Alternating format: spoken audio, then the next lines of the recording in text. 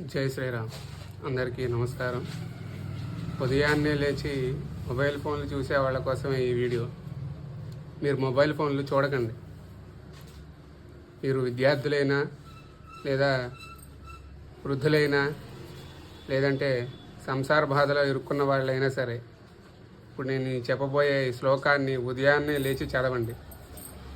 శ్లోకం ఏమిటంటే, కరాగ్రే వసతే లక్ష్మి, కరమధ్యే సరస్వతి, కరమూలేషు గోవింద, ప్రభాతే కరదర్శనం. ఈ కరముల మొదలలో లక్ష్మీదేవి నివాసమై ఉంటుందన్నమాట. అలాగే కరముల మధ్యలో సరస్వతీదేవి నివాసమై ఉంటుంది. అలాగే ఇక్కడ చివర గోవిందుడే నివాసమై ఉంటాడు.